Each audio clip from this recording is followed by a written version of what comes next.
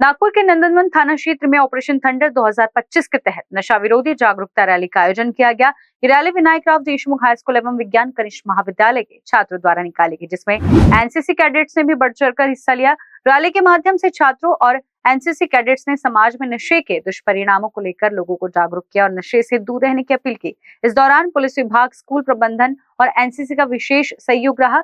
Rally में छात्र छात्राओं ने पोस्टर और बैनर लेकर नशा मुक्त समाज के नारे लगाए। पुलिस द्वारा चलाए जा रहे ऑपरेशन थंडर 2025 के तहत इस प्रकार की जागरूकता रैली लगातार आयोजित की जा रही है। इस रैली में भी नंदनवन पुलिस स्टेशन का खासा सहयोग रहा।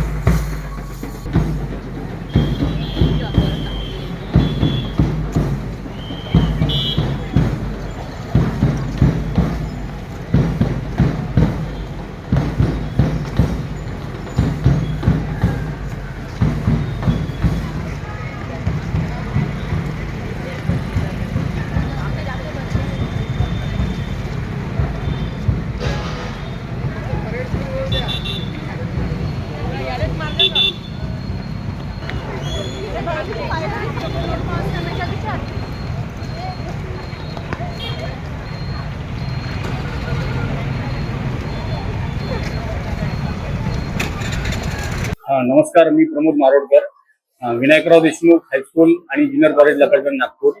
आमच्या शाळेला गेल्या 100 वर्षापासून एक परंपरा आहे आणि या शाळेची परंपरा अबाधित राहण्याच्या दृष्टीने, समाज जागरूक होण्याच्या दृष्टीने पोलीस विभागाकडून एक ऑपरेशन थंडर ही मोहीम राबवण्यात आली। समाज सध्या नशेच्या आहारी किंवा ड्रग्स या आहारी जाताना दिसत आहेत आणि त्यामुळे स्लम एरियामध्ये, जसं आमच्या भागातला जो शाळेच्या परिसरातला जो परिसर आहे, कुंभारटोली, राजेंद्रनगर चौक वगैरे, तर या ठिकाणी आम्ही लोकांना जनजागृती करता एक रॅलीचं आयोजन या ठिकाणी करण्यात आलं। रॅलीमध्ये किती मुलं होते, कोण अधिकारी होते, काय? रॅलीमध्ये आम्हाला नंदनवन पोलीस स्टेशन आणि लकडगण पोलीस स्टेशन यांचं पण सहकार्य मिळालं। नंदनवनचे PSI आदरणीय श्री कोळी साहेब सुद्धा त्या ठिकाणी होते। आमच्या संस्थेचे अध्यक्ष श्री जयंतरावजी जोशी सर ते सुद्धा प्रामुख्याने उपस्थित होते। पोलीस विभागाचं आम्हाला खूप छान सहकार्य मिळालं आणि शाळेच्या जवळपास 1000 विद्यार्थ्यांपैकी आमच्या शाळेचे एनसीसीचे, नेव्ही आणि आर्मी हे दोन्ही ग्रुपचे जवळपास 200 विद्यार्थी आणि इतर सर्व विद्यार्थी मिळून जवळपास 700 विद्यार्थी शाळेच्या रॅलीमध्ये उपस्थित होते। ऑपरेशन थंडर अंतर्गत किती लोकांना याची जाणीव होईल असं तुम्हाला वाटतं?